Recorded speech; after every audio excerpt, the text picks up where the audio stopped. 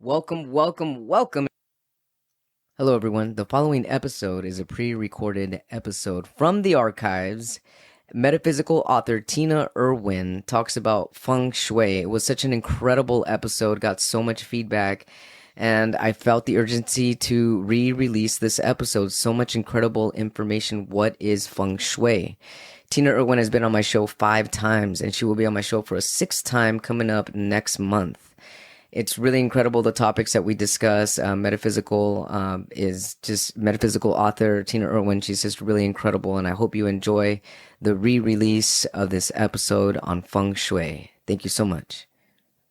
Everybody, to the A Little Less Fear podcast. I'm your producer and host of the show, Dr. Lino Martinez. This is your motivational podcast of people's incredible journeys. Oh yeah, let's do this.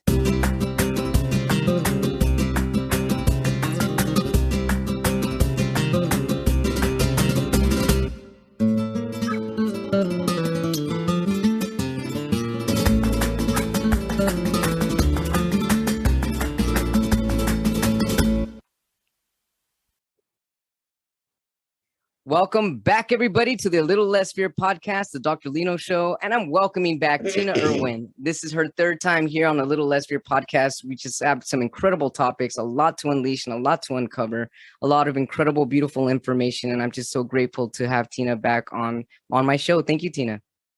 Lino, I love doing your shows. It's so much fun. It is fun. I feel the energy as well. So Tina has studied metaphysics all of her life, gaining insight into the mystical world of magic and spirituality. She is the author of 8 books on metaphysics.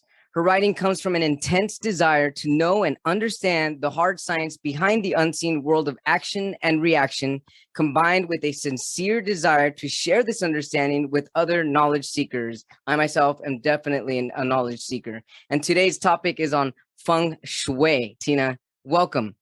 Thank you so much. So how did your fascination come? Well, first of all, how do you define Feng Shui? And I want to make sure I'm spelling it correctly. It's F-E-N-G and then the second word S-H-U-I. Yes. Feng Shui means wind and water. Wind and water? Wind and water. Because wind and water shape and form everything on earth in some way or other. Gorges and valleys and rivers and streams and the winds and the cyclones and the tornadoes are all part of the forming process or the destroying process. All energy is the same. It simply depends on how this energy is used and how it appears to people in that process.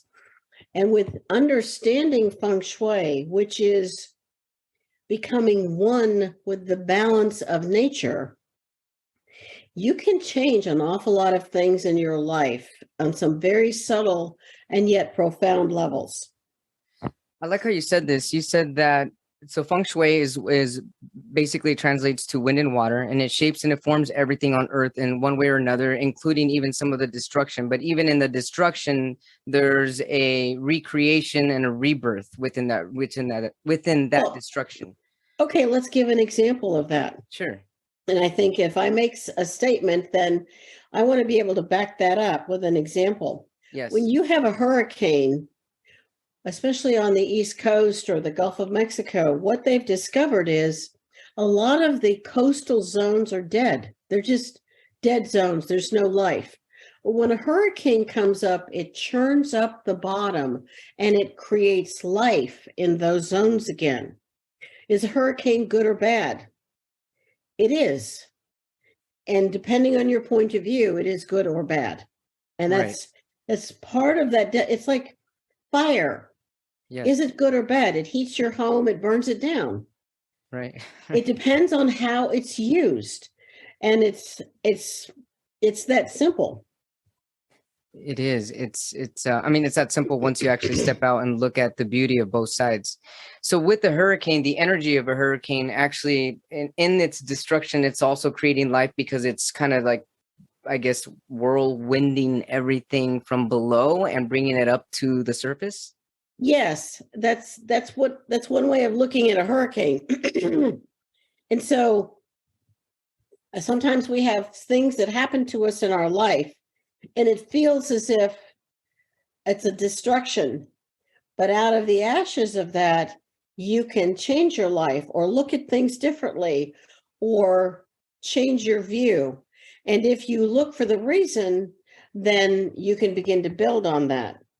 And I have studied Egyptian, Native American, Chinese, and forms of Japanese Feng Shui.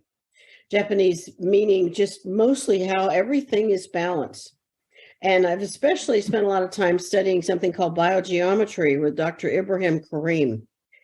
And biogeometry is nature's design language. But I learned Feng Shui first. Okay. Because we discovered we were living next to neighbors who were super negative. Mm-hmm. And I mean, they physically attacked our daughter. It was a very bad situation. And we had to decide how best to approach this situation with a child that's, 10 years old, 10, 11 years old. What do you do? A child, a little girl who's really, done something very bad. And we had some choices. So we took something negative. Our daughter was physically attacked, had to go to a doctor. And we turned it into something that was positive, because we could have sued the family. And since it took place on school grounds, we could have sued the school. Mm-hmm. That's one avenue. And I took a lot of soul searching because, oh my gosh, my daughter was attacked. And so you go to battle stations. But if you think carefully, what's the greatest good? And we did consult an attorney. And we had a year I'm sorry, to Tina. So you asked yourself this question after your daughter was attacked. What is the greatest good? What is the greatest good? What an excellent question. Yes. Okay. What is the greatest good? And it was hard because the question is, why would an 11-year-old or 12-year-old girl attack another child? Right. True. My daughter healed. She's fine.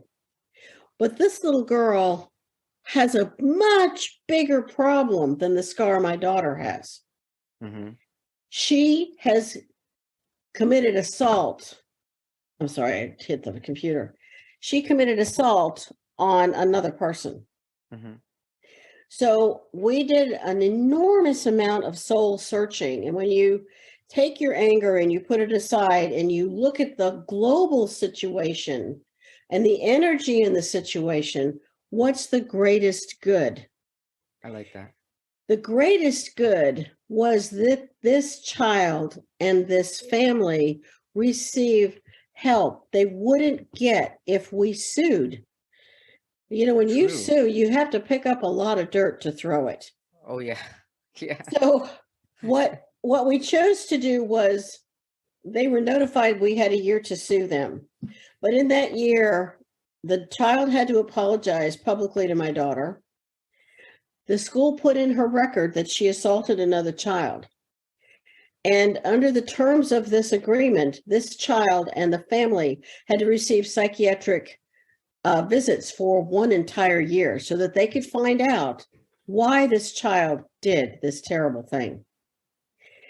And it was life-changing for the child. They got to find out a lot of other problems and a lot of other issues. It was better for the child. We took something really negative and we made it positive for this child. And we used it as a learning experience for our child.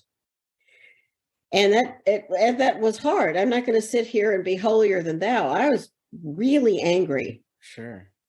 So in the process, this family had done some terrible things. They'd vandalized the neighborhood. They'd broken a lot of lights. They'd broken into other people's homes. And we live right next door. I wanted to push that energy away. Mm-hmm. And this was in 1993. And I stumbled upon an article about this stuff called Feng Shui. And I started reading that all these super famous people were using Feng Shui. Maybe they were bankrupt and they're not bankrupt anymore. And some of the biggest producers in Hollywood had their homes, their offices, everything heavily Feng Shui'd. So I started researching every single thing I could get on it. I found a Feng Shui practitioner in San Diego. He spent 4 hours at our house telling us all the things we had to do to shift the energy in our home and how to push away negative energy. Wow, this is incredible. Well, out of something negative Yeah. can come something truly positive and life-changing. And it took us many years to execute the 4 pages single space list of things we needed to do to modify our home to I'm sorry, bring how it long in did it balance. take? Took us several years. Wow. Okay. The Feng And there Shui were 4 pages of things of the energy that needed to be shifted and moved around in your house, and that took 7 years to. yes. Okay, wow. Okay, gotcha. And one of the things we learned about were Feng Shui mirrors. And a Feng Shui mirror has a bagua on it. Has a what on it? Bagua, Bagua. Bagua. Bagua. Okay, what is a bagua? Bagua is an 8-sided shape. It's an octagon, Okay. but it has the symbols of the I Ching on it. Mm-hmm. And learning about the bagua, just that little piece of information shifted how we renovated, how we designed rooms. It changed everything. We learned about mirrors. If we wanted to push away the negative energy of our neighbors, we learned that mirrors are the aspirin of Feng Shui. I mean, you can use a regular mirror, but we used Feng Shui mirrors, which you can find those online. People on Etsy sell them, eBay, Amazon, lots and lots of people sell. Tina, I'm Feng blown Shui away right now. mirrors. I've never heard of a feng shui mirror. You're blowing me away again. Keep going. Yes, feng shui mirrors. You know what? Would you mind if I grabbed one? Grab one. Yes. Hold on. So we are talking with Tina Erwin right now. She studied metaphysics all her life, and this is the topic of feng shui. This is really incredible. We're about to be looking at a feng shui mirror, which I didn't even know existed. Here we go. Okay. This is a Feng Shui mirror. Okay, I see. Oh, and I see the octagon. And here's the octagon. Yes. And this is basically like a foo dog, but it's sort And of I've like seen a dragon. this before. Yes. And what happens is darkness or negative energy looks into the mirror and is repelled. What happens when you look in a mirror? You see yourself. Well, if looking in the mirror is a pleasant opportunity, fine. Sure. But if you see your own darkness, you are repelled. And how does it get repelled if the mirror if you see your own darkness in the mirror? You leave. It causes energy to leave. It repels the energy. It sends it away. And how does that work?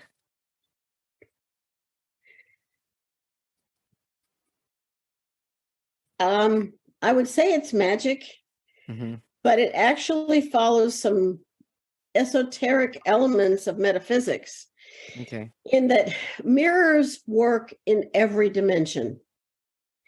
So if you have mirrors, let's say you have a box, a square box. I'm gonna have to stop again because you said something important. Mirrors work in every dimension?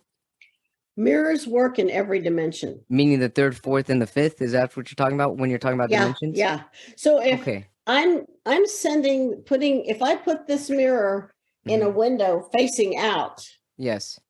So anything negative looking at this is repelled. Okay. This is the point of people wearing a third eye image. You know, they wear a third eye piece of jewelry. I have a third eye jewelry necklace right underneath my shirt. Yeah. And so why are you wearing it? I wear it because it was suggested by a friend of mine. Said that they felt that I would benefit from wearing a third eye necklace. And so I got myself one. Well, the principle of a third eye necklace, bracelet, pin, whatever, is that you see yourself in the eye, and if what you see is great, no problem. But if what you see is negative, you are repelled, you go away. Okay. Which is why they say, so I'm starting to understand this. When people say if if you want, you mirror people, in other words, so you can kind of mirror who you are and who you're attracting. Is this kind of the same concept? It's part of the same concept. For instance, if you have a box, let's say I have this little box, it's just a Yes. cube, just a cube. Uh-huh. And I put a mirror on all sides, top and bottom Uh-huh. of this box. This entire box is protected. Wow. And I, you think to yourself, how can something like this work? Sure. I am thinking that. Okay. Well, we put 100 feng shui mirrors. We had a big house in San Diego. It was like over 4,000 square foot house. So we covered that thing with mirrors. And you don't have to see them. You can put them behind pictures. They're all facing out, under beds and in closets, so they face up. 3 months later, that entire family moved. Wow. And it's so astounding. It is astounding. And it's like we couldn't believe it. We thought, oh, this got to be a coincidence. So I told my brother about this. He has an apartment in Los Angeles, worked for Screen Actors Guild. And his neighbor was a chain smoker, and the smoke would invariably come into his windows. He got so frustrated. I said, hey, try this mirror thing. Uh-huh. And oh, by the way, right, no smoking. So he took at Target, they had these great big tall mirrors where you can see your whole self. Yes.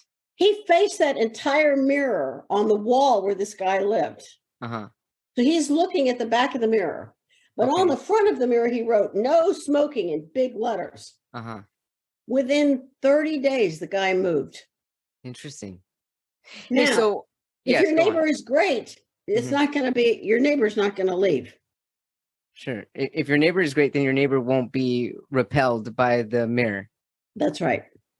So then it doesn't have to be one of those feng shui mirrors. It could be any mirror. It could be any mirror. Feng shui mirrors are far more powerful. Okay. But his example shows that, any port in a storm Right. can make a difference. Mm-hmm. What I also wanted to explain is when you're studying feng shui, you're studying how energy works, how it moves, and how it influences you. A lot of people think, oh, you're just moving furniture. Right. But it's more than that. That's what I thought. And it sounds like, you're just, an oversexed decorator.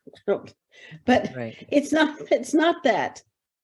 It's that when you understand psychology, I majored in industrial relations, but I minored in psychology and sociology. Mm-hmm.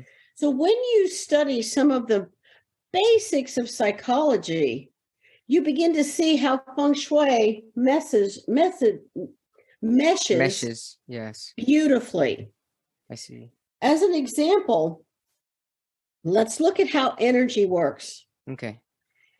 Energy, if you look at a rushing river, Yes. and it's a straight line, and let's say the snows melt like they're doing in California, that straight line energy pulls everything from the banks of the river, and houses collapse, and riverbanks and roads collapse. Right. And I've seen that. It's awful. Yes. It's awful. It is.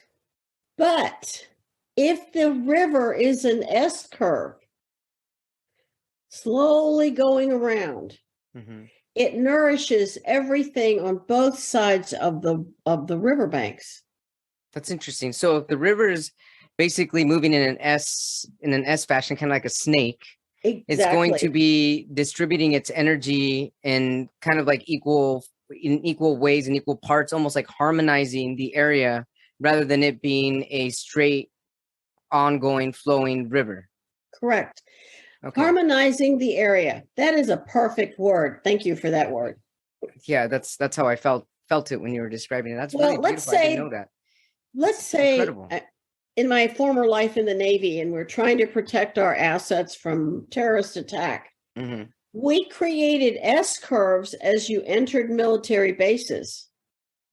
They were sharp S curves, which forced you to slow down to like 1 or 2 miles an hour.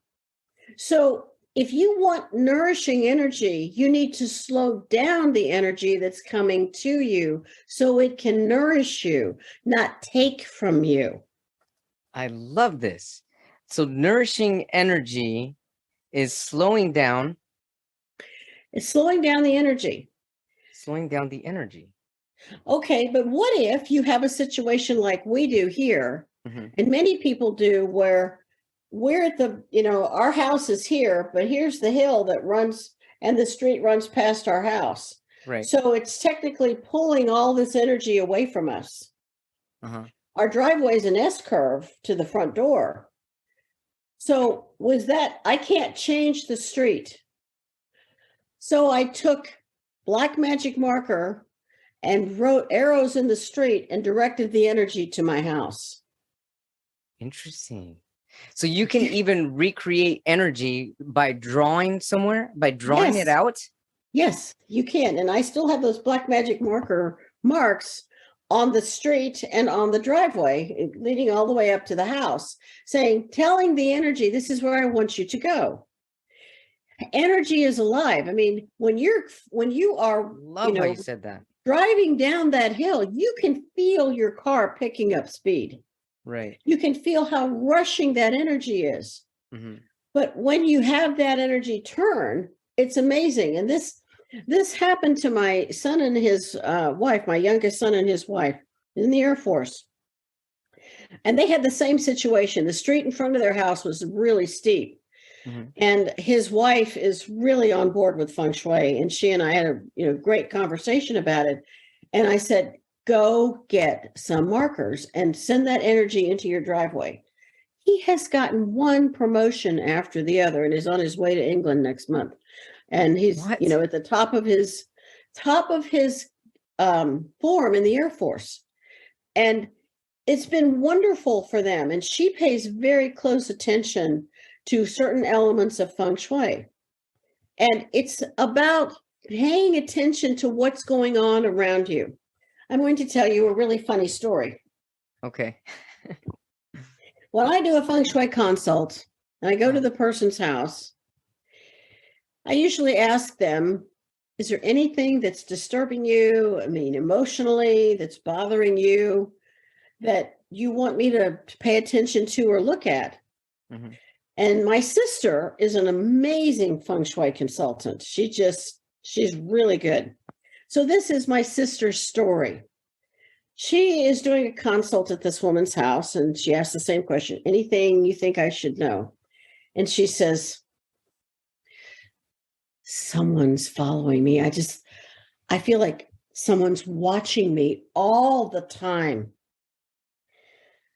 And I can never escape this. It's like there's somebody always watching me.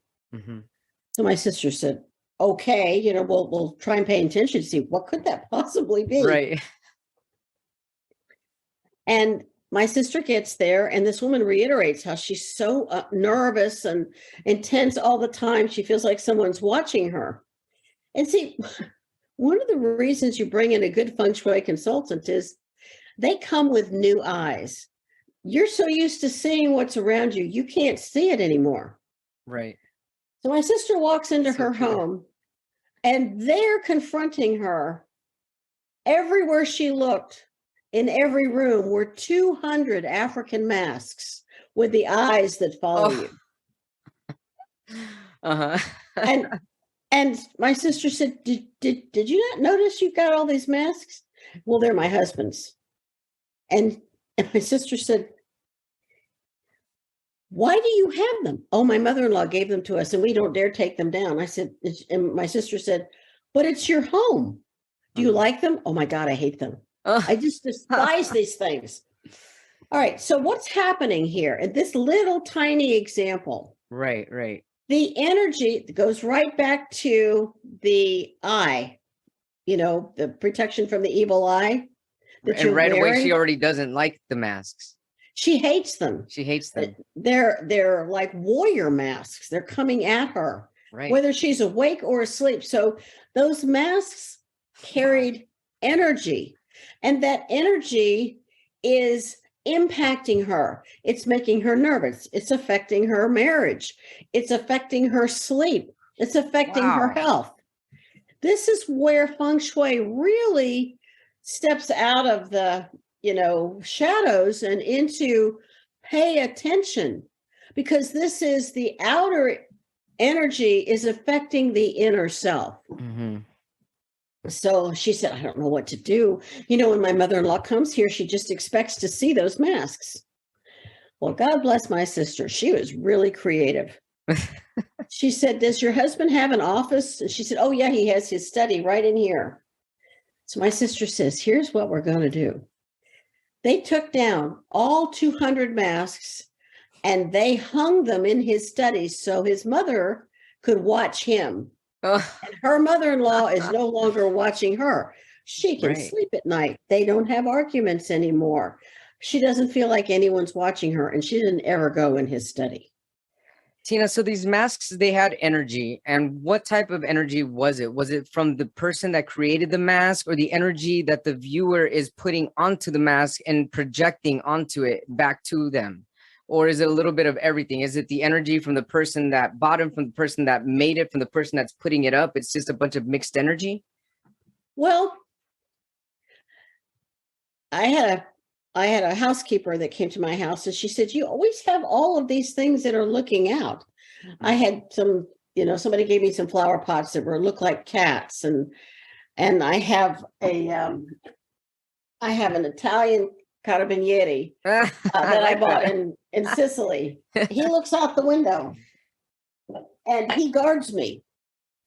So I have many of them, and they're varying heights. They watch the doors. What do masks do? The eyes watch. You're being watched is the psychic metaphor. Whoa. If you don't want to be watched, shift what's watching you. Mm-hmm. So and even though it's that's a mask, just one example. Yeah, even though it's a mask. Even though it's a mask, and I'm understanding this now. So the mask has eyes created in a mouth, and however it's carved, or whatever it looks like, whether it looks like a voodoo doll or whether it looks like a doll, like a beautiful doll with makeup.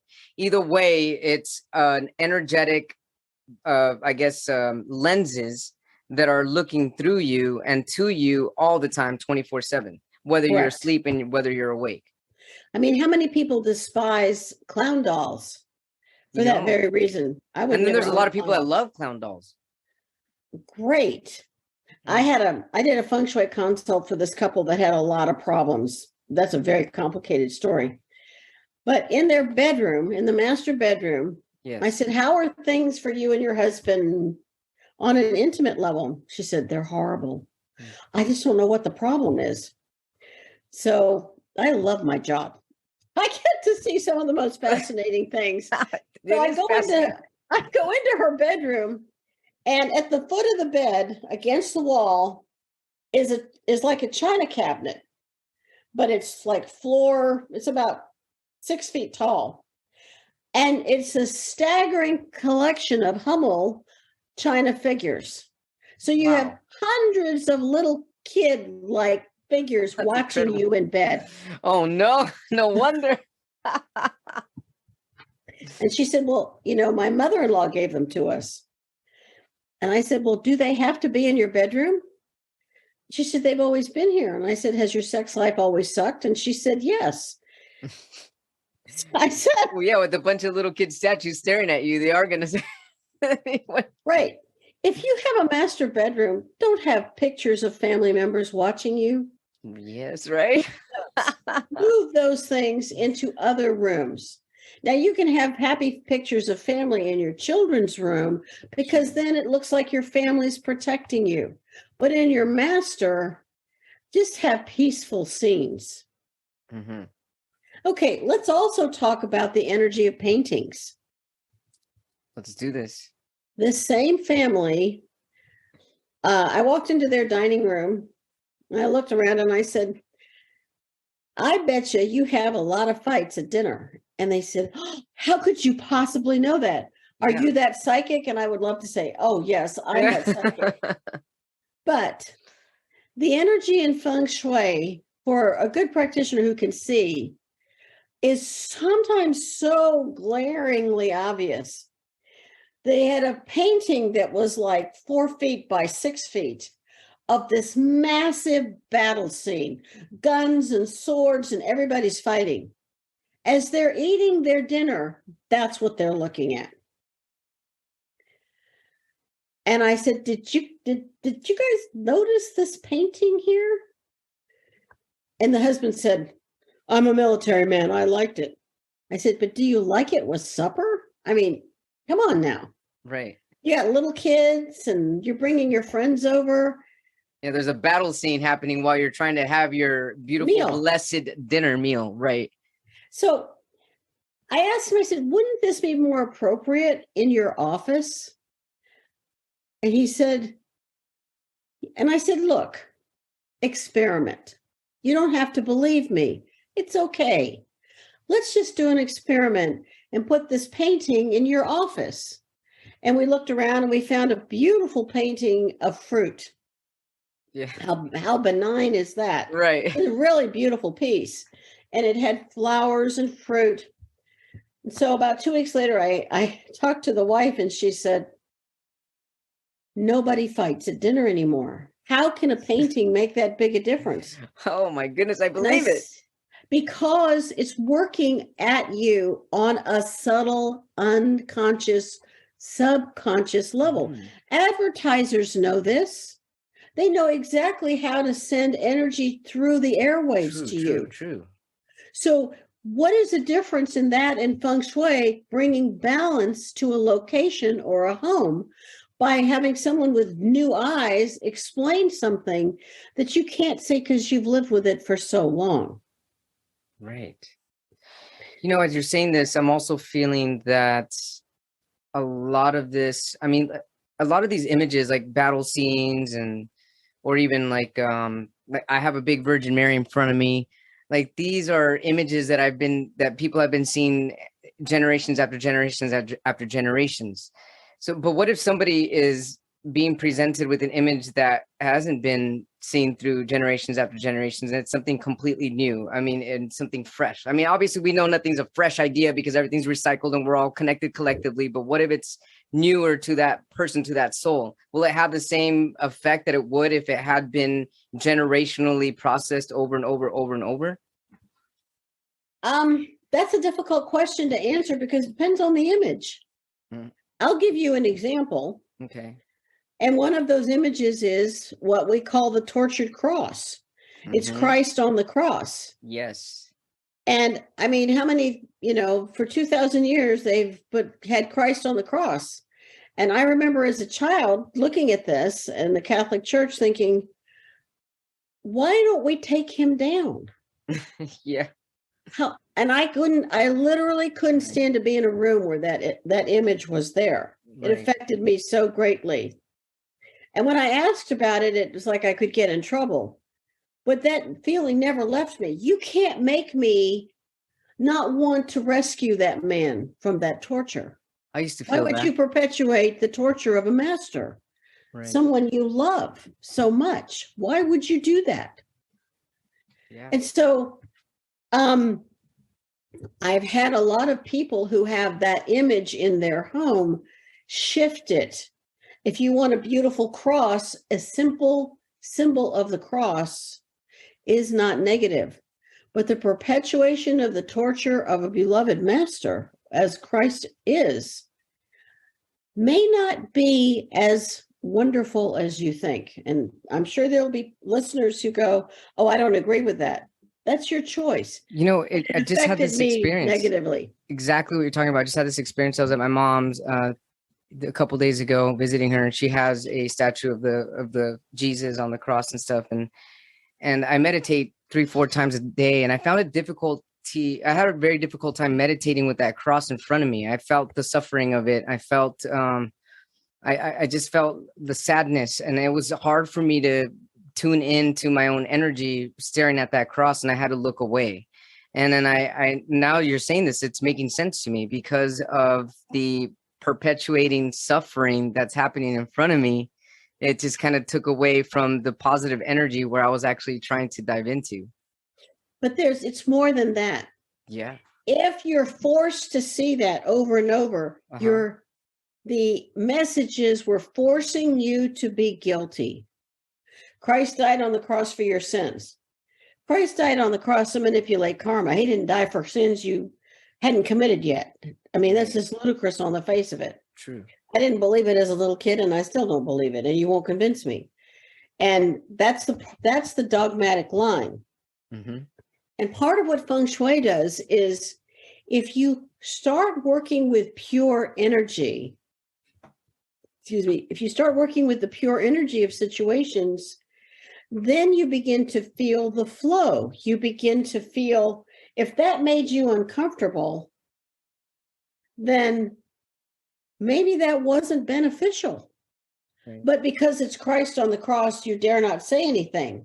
Mm-hmm. But sometimes the king really is just buck naked. I'm sorry. I mean, It just is what it is. Sure.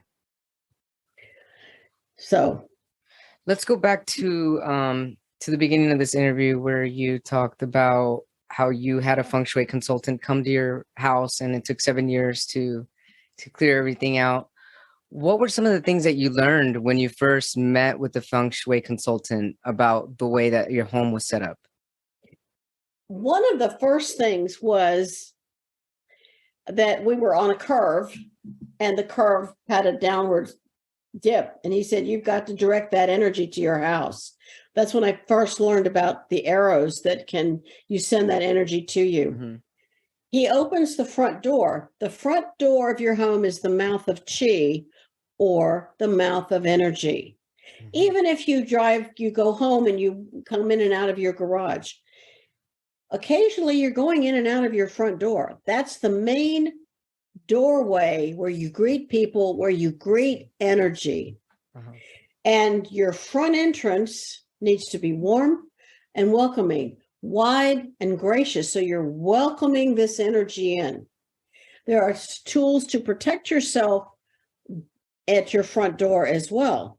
But one of the first things he did, he opened the front door and he saw this big glass door at the back. And he said, oh my gosh, you have straight arrow chi. The energy runs right in the front door and right out the back door. You will have money problems if that's the case. And I thought, yes, this is an expensive house. So yes. And he said, this is what you need to do.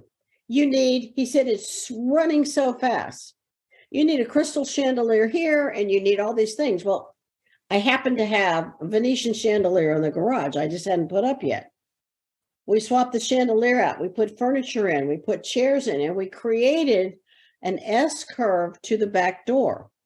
But I noticed at Christmas, I had a Christmas tree in the living room and a small tree for the kids in the back in front of that glass door. It was a very profitable month in December because I had really stopped that chi from going out that back glass door. I thought that was absolutely fascinating. A couple of the other things he said, we'd been in the house a couple of years, and there's so much to do in that house. He said, and this is a big deal in Feng Shui, if it's broken, get it repaired. If it's old and worn out, replace it. If the plant is dead and dying, remove it. You want fresh, clean, moving, alive energy. So we replaced all the carpets and put tile in. We changed plants. We got rid of dead plants. We cleaned things up. Remove clutter, declutter. You don't need all of this stuff. Keep your garage clean. Understand the importance of all of the areas of your home and declutter them and look at how does the energy flow. And when you walk in this room, you should feel glorious in every room of your house. And we did that. I actually brought a friend of mine in who's a decorator. And together we took it up many, many, many notches over the 32 years that we lived there. And now we've since moved to Washington State, and we've done the same thing here. And making sure that how energy flows from your front door throughout your house feels wonderful and warm and fresh. But sometimes it takes other eyes to help you see those things. Mm-hmm. So as I almost said rule of thumb, I learned that that's actually not a good term to say. because of where it comes from. But as a rule here, it's best to always kind of like recreate like the back and flow, the ebb and flow of the S curve, I guess, of the way you want to say that, the snake movement Yes, in your home. exactly. You want that energy to linger throughout your house. And there, he talked about all the different cures. We got rid of, bad, awful carpet, and that made a difference. And we identified various problems. We had a hideous wallpaper on all the walls that was offensive to every room we walked in. Well, you can't snap your fingers and everything's done. You really have to take the time and work through each room. But as soon as you set the intention to do that, you begin to change the energy of the entire place. And then by degrees, you're raising it and raising it and raising it. But what also happens is, as you do feng shui, you raise the frequency of your home. When you raise the frequency of your home, Bless you. When you raise the frequency of your home, you can't believe how much better things are. Mm-hmm. Mechanical things just don't break down. I mean, we had it was like a 25-year-old hot water heater. And the guy said, how has this hot water heater lasted this long?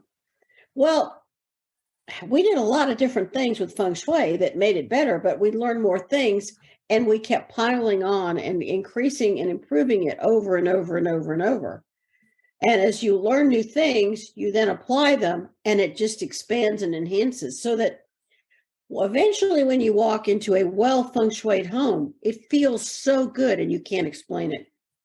I mean, if you use all of the Chinese cures, and if you have a problem in feng shui, there are cures for it. Like if you have negative neighbors, the mirrors are a cure. If you have an area of dead energy, you hang a crystal that has, facets, or you put a crystal in a place that has facets. And once you do that, what happens is you're constantly moving the energy. And as that energy is circulating naturally, then you constantly are feeling refreshed. You don't get sick as often. Your animals don't get sick as often. You can even feng shui your car. Your car doesn't break down as often because you've brought enormous energy of pure balance in place. Then you take that to your house is your outer body. And then outside of that is the landscaping for your yard. Well, you want to get rid of old dead bushes and bushes that crowd your front door. If you've got trees that you can't see the front door, don't cut your trees down, but trim them so that you create this beautiful opening for your front door. Mm-hmm. If you've got a straight pathway to your front door and you can't, dig up the cement, you don't want to do that, then, put some things in place. Instead of having like little tiny bushes, remove those. Have a rock here, or a beautiful flower here. So you're sort of walking among this. Again, it slows down the energy and nourishes your yard, and now you have your front door. But let's say that you work from home. You want to send your message out to the world. How do you do that? One of the best ways are wind chimes. I know there's people who don't like wind chimes. I love them. They're beautiful. But wind chimes at the front door, and size matters. Get the biggest wind chimes you can afford. Really? Oh, yeah. Big, deep tones that echo out. Wow. I actually have 4 sets of wind chimes on this property. And what happens is they call out your message. A welcome mat, that big, broad welcome mat that's clean and new, not threadbare and worn. You want the presentation of a well-run, organized house. And you've picked up the clutter, and you keep things working beautifully. Mm-hmm. So that when you walk in, and whether you're not doing this for somebody else, you're doing this for yourself. And you'd be surprised at the difference it makes. I often get people when they visit me, and this has been happening to me for years, and even the 3 different places that I lived at, And I'm assuming it's my own personal feng shui of how I decorate or move things around, but people often feel very relaxed, comfortable. They fall asleep. They're so relaxed. A lot of people like fall asleep. They're like, wow, I feel really good. I feel really calm here. And I used to think, well, geez, my energy must be boring. But then I started realizing I think it's my environment because people feel very at ease when they come visit me. And but I would like to change that up. I'd like to have a little more energy rather than them feeling so relaxed and peaceful. I mean, I really don't know what to do about that. But I'm not that obviously I love being peaceful and stuff, but I'd like to increase the energy. Well, that same thing happens at our house. And it used to happen, especially with children.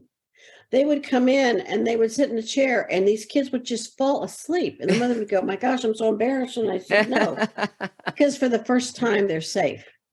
A lot of times, if you're pushing away negative energy and children are psychic and feel it, they don't feel safe, but they can't tell you that because they haven't consciously formed the thought.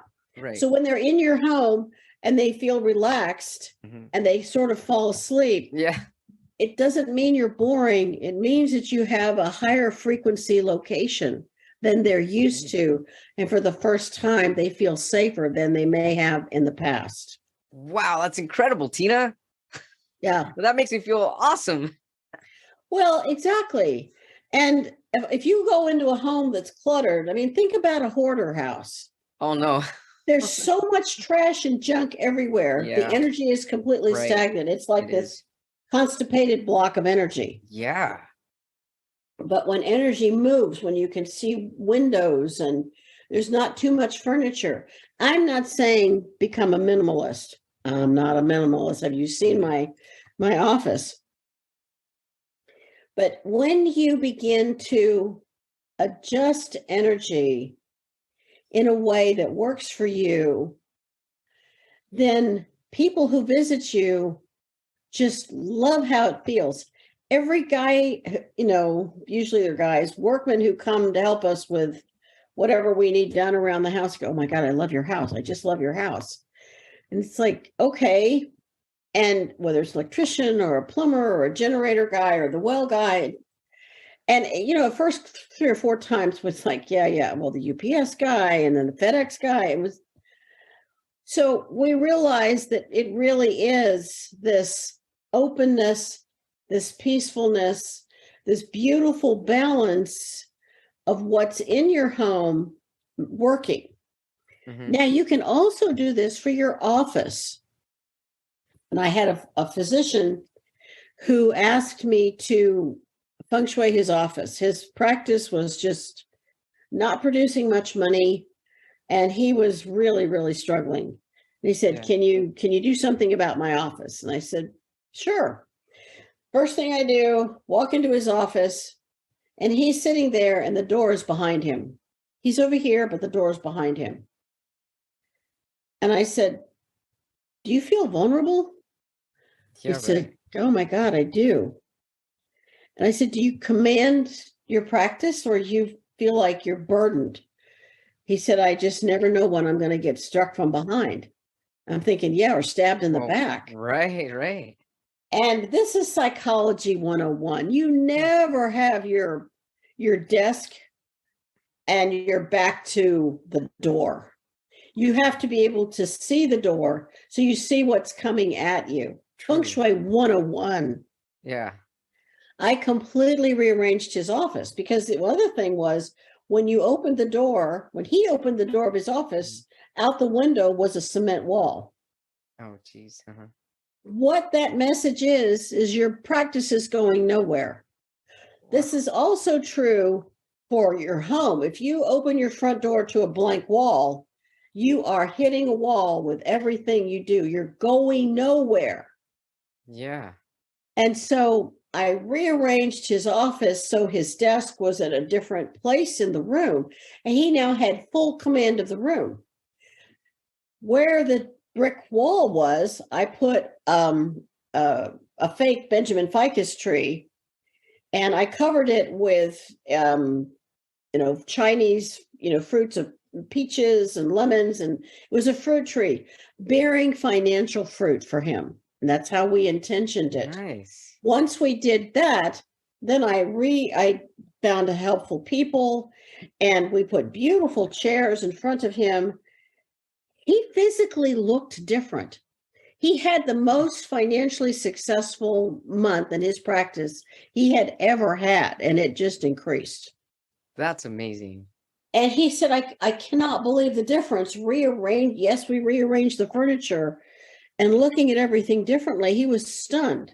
Actually, he moved several offices. I did his office every time. It made a huge difference. That's amazing, Tina. Wow. Tina, I have another question. What about homes that I don't want to like point fingers, but there are people that prefer to have dark homes, dark rooms, dark bathrooms. Like they've got curtains covering it really dark, and even though it's a bright sunny day outside, I mean, because me personally, when I go into a home that's dark, I start to feel kind of down and drained and depressed. Like I love open windows, and whether I'm in a bathroom or even at nighttime, I open up my windows so that I can get the night moon, or even if the moon's not out, just the stars not out. I just love to get the outdoor energy coming into my window. And sometimes I wonder, how does that affect people when they constantly have their windows closed? Well, they're depressed. I mean, that's pretty. You've identified a person who doesn't want to admit that there is a darkness within them, because your home is your outer body. So if your inner body is dark and depressed, and you look at their home and it's dark and depressed, that's their outer body. So the inner self is reflected in the outer self. You have just given a perfect description of that. But I mean, we've got massive windows that face south. So we've got windows everywhere. I wake up to these fabulous pine trees with no curtains, just windows everywhere. And it's as if you can breathe in the energy of nature and you feel happy. Yes. That's another thing. When you have a yard that is beautifully feng shuied, you'll find you have more birds, you have more butterflies, beneficial insects, your plants will do better. Things are in balance. And it brings everything to a point of being very, very, very comfortable. And it's remarkable how it can shift things. Some people have homes that sit on a hill, but in front of them, there's a huge incline to the street. Well, if you have a house like that, what you have is all that energy is going into the street. So you have to do something that sends the energy back. And my daughter and her first husband had a house where the back sloped away. They are losing money like crazy. Wow. And she said, what can we do? And I said, well, and they had this massive vine, passion flower vine. It was primeval. It was so huge. And I said, yeah, it's so giant because all the energy from that house is going right into the vine and you're not keeping it. Whoa. So I took stones and built arrows in a row, like 7 arrows that pointed that energy back up to the house. That's fascinating. Within 3 months, both of them got enormous promotions, like $10,000 or $20,000 a year promotions, and then they got other jobs. It was astounding the difference it made, and they sold that house for quite a profit. So, but the vine died. The vine wasn't getting the energy. The vine died. It was kind of astounding. When you look, it was astounding because here's an example of, I'm going to shove that energy back. And I did it as unobtrusively as I could. I also took feng shui mirrors on the fence at the back of the property. So when the energy hit the mirror, it went back to the house. So that energy stayed with the house. I did multiple things, shifted the energy back to her house. It was remarkable. That is remarkable. My goodness. How can your average person, if they can't, let's say, don't have the means to hire a feng shui consultant, how can somebody get this information online and figure this out for themselves? Or is it kind of difficult to do? I would certainly recommend, there's some wonderful, this is home design with feng shui. Okay. And this is written by Tara Catherine Collins. Terah Catherine Collins. And this is a very easy book to I'm sorry, come look again. at. Her name was Tara Collins? Tara Catherine Collins. Catherine Collins. Okay. There are some wonderful Feng Shui books out there. And Sarah Rosbach has written books. Denise Lin has written books on Feng Shui. And there's some wonderful authors that really help you understand how is the energy moving in a room. For instance, I saw a couple who had chronic back problems whenever they were in bed. Well, they had this massive beam directly over their bed. So if you looked up, that beam was right on their back at night. Whoa. Well, there's a Feng Shui cure. So you put, let's say this is the beam. You put two, they're called flutes, but you create a bagua. So you create an energy circle. And like that, their back pain stopped. Because the beam wasn't cutting them in half anymore. I had a guy who was a recruiting coach in New Orleans for all these big teams. And he had this fabulous office in downtown New Orleans. And he was like at the top floor. And I mean, the office was like 2,000 square feet. It was so big. And I said, so when you come in your office, I mean, your desk is well positioned. What bothers you? He said, my back never stops hurting. My back hurts so much, so constantly, no one can fix it. So I walked over to his desk. I walked over to the window behind his desk. I pulled the curtain back, and there's this building coming at him like an arrow. I mean, it was a wedge that was designed to come right at his back. So I put a big Feng Shui mirror in the window, returned the energy of that building, and his back pain stopped. My goodness. And he said, "You joking, that can't possibly work." And I said, well, then what's the harm in trying? Sure. If it doesn't work, call me crazy. But if it does work, it's amazing. It is amazing. I had a real estate agent. The people who were helping her with all of her closings were chronically sick. She said, you have got to figure out what's the problem. So I looked at where they were sitting, and I took a whole bunch of Feng Shui mirrors and their desk drawers facing down, facing up, facing all sides, but mostly facing down, because I didn't know what was below them. But whatever was below them was making them sick, but it wasn't making my friend, the agent, sick. So I said, let's give it a little time. And then if I still haven't found it, call me back. Sure as the devil, they weren't sick anymore. But the business below them went out of business. What? Because what happened was, it was a massage business. Mm-hmm. And the energy and the negativity and the pain that people were feeling was coming right up through the floor and making the people above them sick. Man, this is incredible. So, I mean, I just have had years and years and years of these experiences. I've just done lots and lots and lots of consults. And when you start looking at it from those viewpoints, then you can see sometimes there's such simple solutions.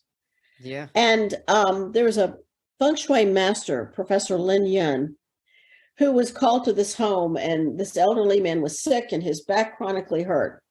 And so, he looked around and he went outside and he looked at nature, and he zeroed in on the energy of this one mountain, and he could feel where it bounced. So he put a stake in the ground, and that stake broke up the energy, and the man didn't have back pain anymore.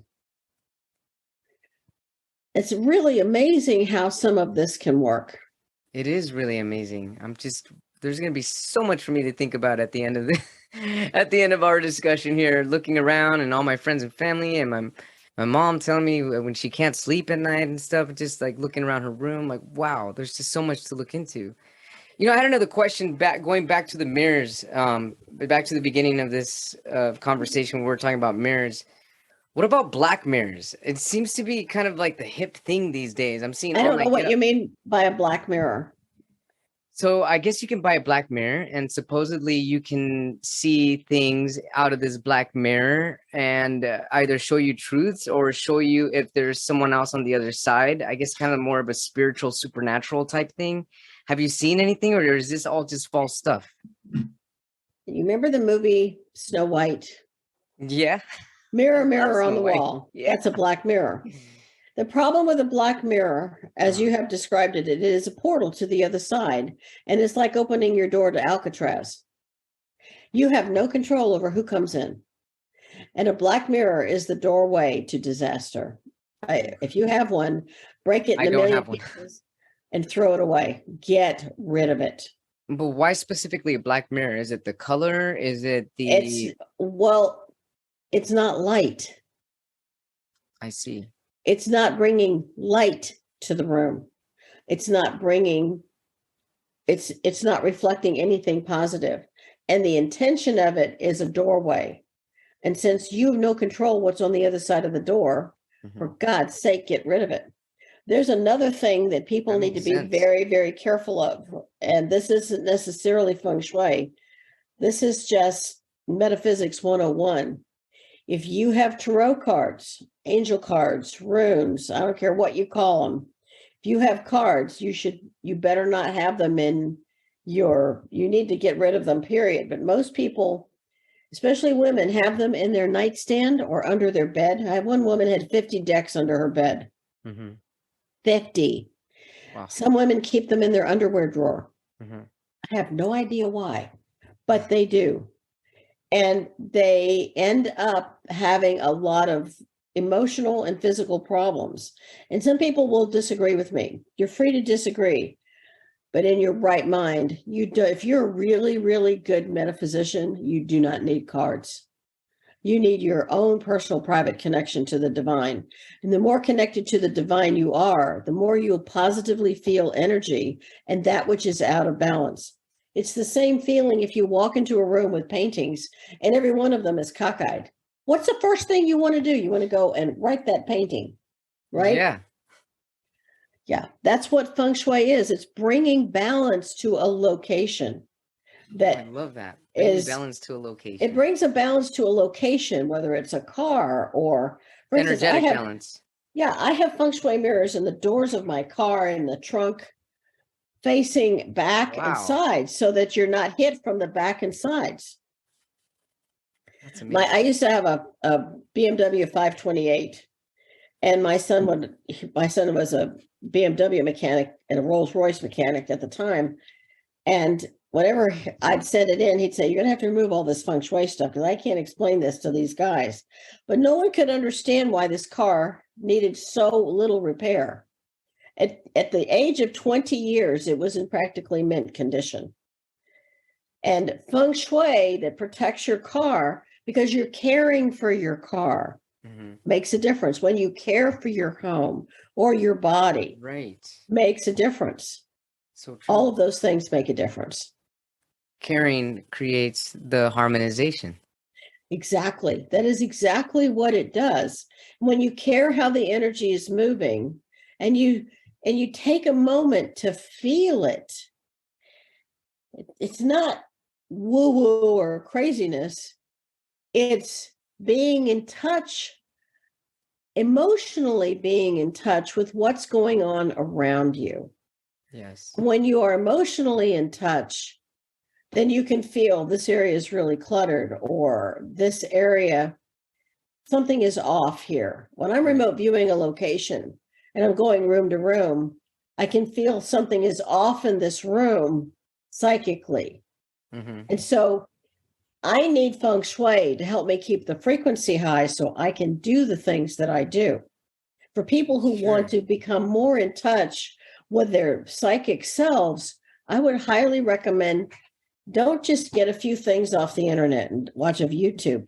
Get some books, read it, study it, begin to feel it, and pay attention to a lot of the little things that go with it. I love this incredible topic, everyone. Tina Erwin on A Little Less Fear podcast, the Dr. Lino Show, and the topic of Feng Shui. Tina, if somebody would like to hire you as a consultant for their home and their Feng Shui energy or anything else around them, their businesses or even their vehicle, how can they get a hold of you? Contact at ghosthelpers.com. Contact@ghosthelpers.com. This is Tina Erwin, everybody. Tina, amazing as always. I'm just blown away by this topic, and I'm like eager to look around and start moving things. Lino, we are such a good team. We really are. We're an incredible team, and like just a an high amazing five. time with you. Yes, high five, double high five. High five. Thank you so much, Tina, and I look forward to connecting with you again. Sounds great. Have an incredible rest of your day. You too. Thank you. Thank you all so much for tuning in to the Dr. Lino Show, A Little Less Fear podcast. If you'd like to get a hold of me, you can do so by sending me an email at alittlelessfear@gmail.com or through an inquiry from my website at www.alittlelessfear.com, where you will always find information on where to get my book. You can get my book on Amazon and Amazon paperback version, Kindle or Kindle Unlimited. And I also create incredible visual video poetry for people that are interested in marketing or even just to send a personal note to anybody or somebody that you might love. So yeah, check it out. I love it. Poetry is my passion, one of my other passions, aside from doing what I do right now, which is giving you all the motivation that you need to keep growing, to keep motivating people, motivating yourself, and to keep expanding. I love you all so much. Have a blessed day and take care. Rock on.